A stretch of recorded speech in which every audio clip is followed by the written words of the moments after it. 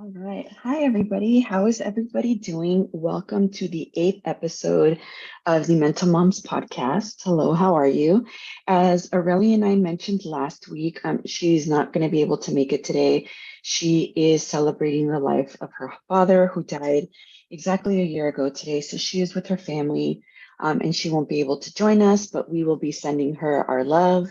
And she will be back, hoping next week, and we'll kind of go from there. So I wanted to just jump in and say what I said I was going to do, which is kind of go over a few synastry charts and composite charts. And then next week, we will go over Aurelia and I's synastry and composite. So before we get into that, I just want to check in, see how you are all are doing. This last week has been so wild, just so wild. So many things have been kind of going on. Not just for me, but I know for a lot of people, but obviously for me as well. So I'm just trying to get all my ducks in a row. So this is kind of the energy for today. So I hope we can have some fun. So why don't we get into going over a synastry chart? A synastry chart is when you get two natal charts, two birth charts, and you lay one on top of the other, and then you can see what houses, what planets kind of fit into another person's natal chart. So it's like an overlay of two charts to see what they will how they will initially engage with each other, if they will at all, if it will be harmonious or it will be a little bit more tense. So let me go ahead and share my screen. Let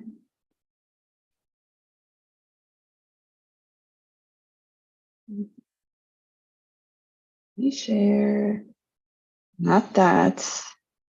Let's get to it. Okay, so let's share. This is a composite chart, so why don't we start there? So this is a composite chart.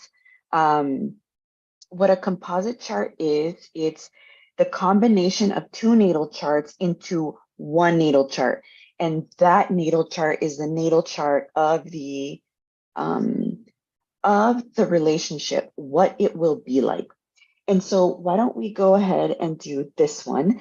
So as you can see, this composite chart is a natal chart of two people that have come together and who are now one. This is the birth chart of the relationship. So as you can see, the blue lines are trines and sextiles, meaning a harmonious relationship between two planets and two houses, versus a square or an opposition is a more tense conversation between planets, points, and houses. So let's get right into this one. So as you can see, this is a couple who has a Libra rising. So a Libra rising is going to be always, even in with couples, it's going to be a couple who is seen to the world as a harmonious couple who is pleasant, wants to work together and work well together. This particular relationship has Mars in the first house, but their Mars has harmonious connection to other points in the composite chart, which means that they are overall able to work in an active manner, to get their goals met, especially as one. So this is a composite chart, right? And so that's kind of what that means. So for example, let's do the sun, because the sun is the ego. So the sun is the ego. It's the ego expression of how the couple kind of goes out into the world and does what it wants to do. And what's interesting about a composite chart, though, is if you notice in this composite chart, Mercury and Venus are opposite the sun. A fun fact about Mercury, Venus, and the sun in a regular natal chart is they can't actually be opposite one another for the most part. The sun, Mercury, and Venus are usually pretty tight knit into they orbit in kind of like a tighter orbit from one another. So Mercury is always a few degrees away from the sun. It's never actually opposite of it. And Venus is usually like 1 or 2 signs behind the sun. So Venus is always behind the sun. It's not usually opposite. So the way in which this is read, like Venus and Mercury being opposite the sun, is if they were actually conjunct, meaning in the same, like within the same orb. So even though this shows like these red opposite signs for Venus and Mercury, it actually is read as a conjunction. And a conjunction again is when three planets are closely connected, and then the properties and the elements of those planets are actually meshed into one. So Venus opposite Mercury and the sun being opposite Mercury and Venus just means that they're actually seen as conjunct, meaning, there's a huge focus in terms of the ego and how they communicate in their intellect, in the way that, they see the world. And then Venus, the way in which they love, the way in which they value one another and other things. So that's just a little bit of a kink in terms of a composite chart when it comes to the sun being opposite Venus and Mercury. They're actually read as conjunct. And so this would actually mean that Venus and Mercury are somewhere in here and not actually opposite. But what you do see is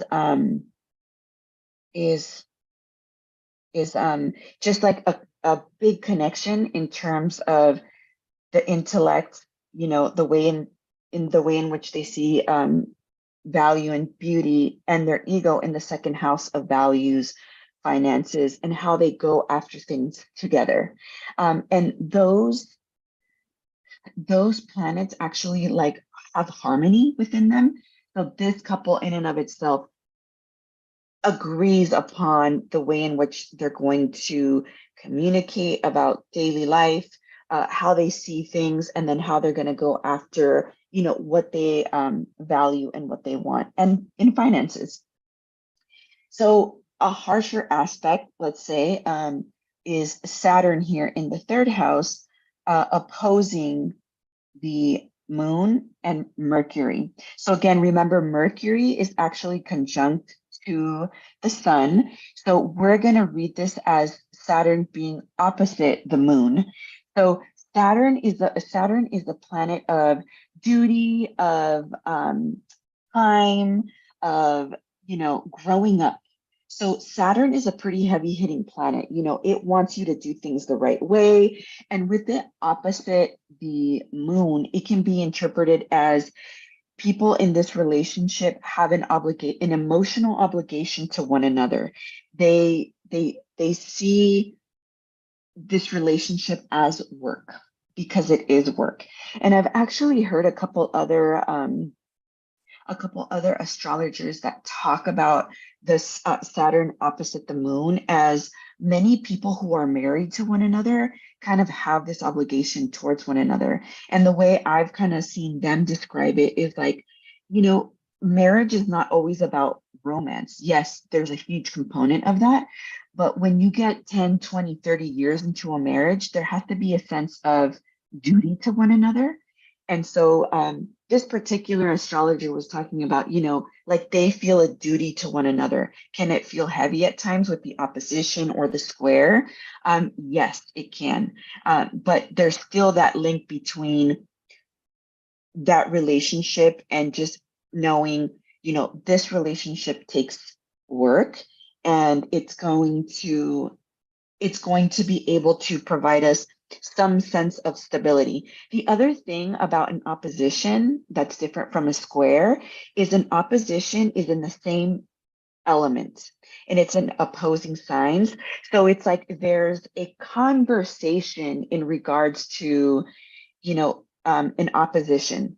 They kind of understand one another, but it's always like kind of back and forth in terms of how we're going to get to what we want versus a square. It's just kind of, it's like, think about like you elbowing one another and you kind of trying to get what you need, and just, it's kind of annoying versus an opposition is just this constant back and forth, which depending on who the two people are, can be really frustrating, or just an ongoing convo that just is an ongoing convo.